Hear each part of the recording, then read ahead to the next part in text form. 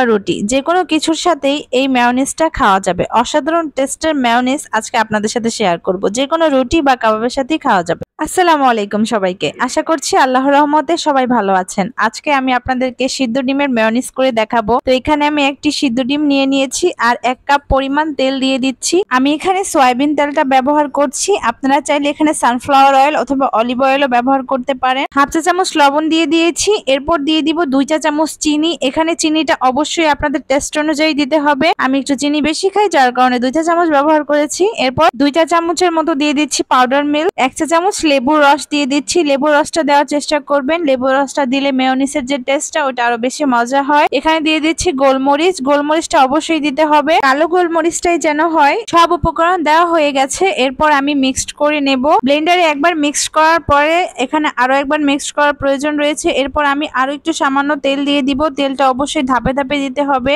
আমি এখন আরো একবার ব্লেন্ডারে দিয়ে দিচ্ছি মিক্সড করার জন্য। এর ফাঁকে আমি আরো 2-1 বার তেল অ্যাড করেছিলাম ভালো করে মিক্সড করার জন্য।